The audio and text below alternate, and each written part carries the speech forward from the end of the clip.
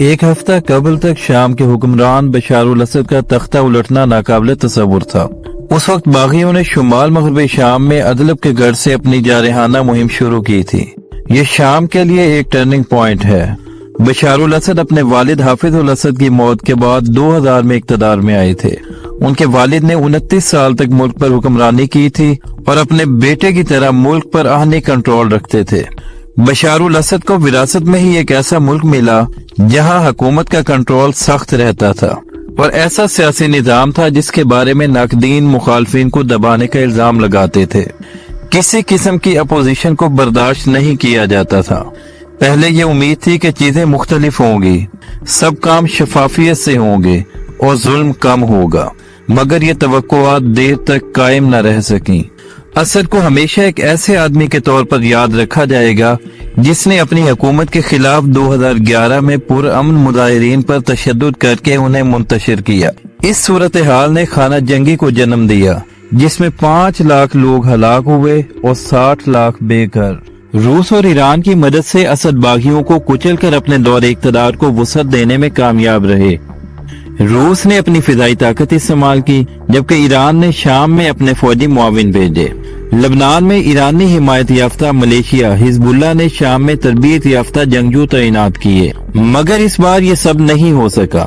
शाम के इत्तेहादी अपने खुद के उमूर में मसरूफ थे और उन्होंने शाम को तन्हा छोड़ दिया। उनकी मदद के बगैर शामी दस्ते बागियों को रोकने में नाकाम रहे। बाज मकामात पर दस्तों ने बागियों को रोकने की कोशिश ही नहीं की।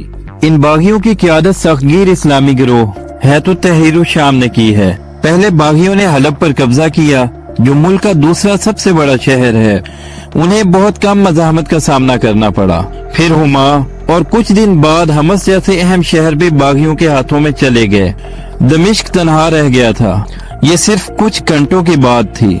यूं बागी दारुल हुकूमत में दाखिल हुए जो असद की ताकत का गढ़ था। बिलाशुबा ये असद खानदान के 50 साला दौर का खात्मा है। ये तब्दीली खित्ते में ताकत के तवाजुन को बदल देगी। खित्ते में ईरान के असर और रसूख को बड़ा धचका लगा है। असद की क़ियादत में शाम ईरानियों और हिजबुल्लाह के बीच राब्तों का हिस्सा था। हिजबुल्लाह को हथियार और गोला बारूद की तरसील में इसका अहम किरदार था। 1 साल से इसराइल के खिलाफ जंग में हिजबुल्लाह भी कमजोर हुई है और इसका मुस्तकबिल गैर यकीनी का शिकार है। यमन में ईरानी हिमायत याफ्ता हौसी बागियों को 12 फिजाई कार्रवाइयों में निशाना बनाया गया है। इन तमाम गिरोहों के अलावा इराक में मलेशिया और गजा में हमास, उन सब की मदद से खित्ते में ईरान का मज़ाहमत का महवर तश्कील पाता था, मगर अब इस नेटवर्क को संगीन नुकसान पहुंचा है।